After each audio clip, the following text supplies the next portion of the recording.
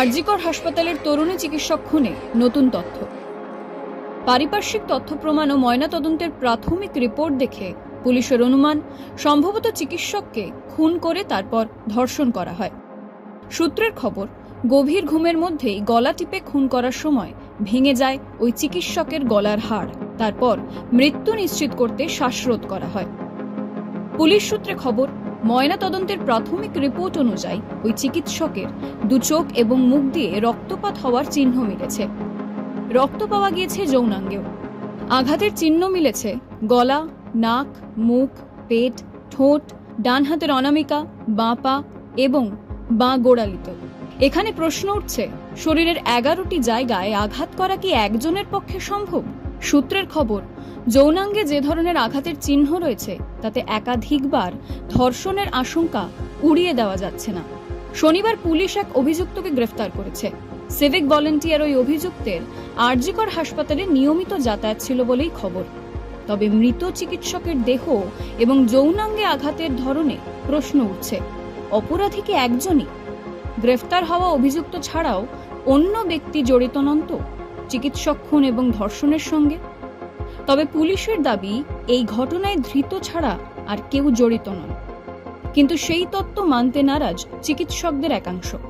CCTV ফুটেজের ওপরে ভিত্তি করে পুলিশ দাবি করছে, রাত 11টা নাগাদ অভিযুক্ত সিভিক ভলেন্টিয়ার আরজিকর হাসপাতালে প্রবেশ করেছিলেন। তার বেশ কিছুক্ষণ বাদে বেরিয়েও যান। অন্যদিকে রাত 11টায় ওই চিকিৎসক তার মায়ের সঙ্গে ফোনে কথা বলেন। রাত 12টা থেকে 12:30 নাগাদ হবু স্বামীর সঙ্গেও ফোনে কথা হয় তার। তারপর তার 3 সতীর্থ তাকে ডেকে নেন।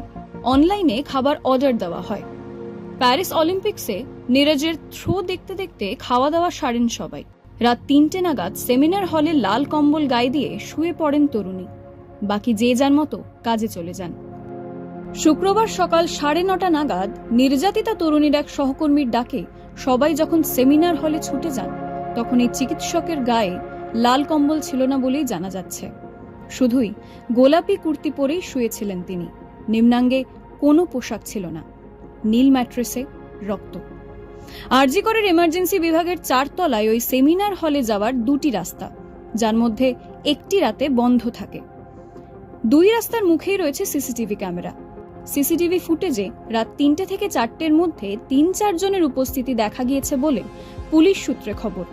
সিসিটিভিতে ভোর 4টে নাগাদ অভিযুক্তকে সেমিনার হলের দিকে যেতে দেখা গিয়েছে বলে খবর। 40 থেকে 45 মিনিট পর ফিরতেও দেখা যায় তাকে। যখন তিনি ভেতরে ঢুকছেন, তখন তার গলায় ছিল ব্লুটুথ হেডফোন। বেরোনোর সময় সেটা আর দেখা যায়নি বলেই দাবি করছে পুলিশ। সিসিটিভিতে যাদের দেখা গিয়েছিল তাদের প্রত্যেককেই জিজ্ঞাসাবাদ করে পুলিশ। শুধু অভিযুক্ত সিভিক ভলেন্টিয়ারের বয়ানে অসঙ্গতি মিলেছিল বলে পুলিশ সূত্রে দাবি করা হচ্ছে। ঘটনাস্থল থেকে তার ব্লুটুথ মিলেছে বলেই জানিয়েছে পুলিশ। শুক্রবার রাতে আটক করে টানা জেরার পর শনিবার গ্রেফতার করা হয় ওই ব্যক্তিকে। পুলিশ বলছে, খুন এবং ধর্ষণের আগে মদ্যপ অবস্থায় ছিলেন অভিযুক্ত।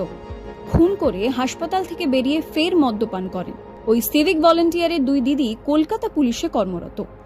নিজের এলাকাতে নাকি পুলিশ লেখা টি শার্ট পরে দাপিয়ে বেড়াতেন ধৃত। নিজেকে পুলিশ বলে পরিচয়ও দিতেন।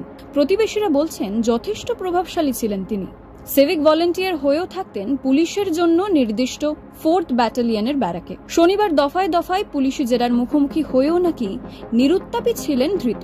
বারবার নির্বিকারভাবে বলছিলেন, ফাঁসি দিলে দিন।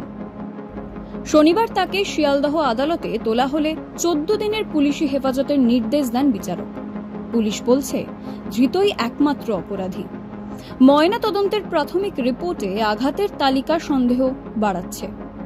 অপরাধী একজনই তো? আর কেউ জড়িত নন তো চিকিৎসক খুন এবং ধর্ষণের সঙ্গে?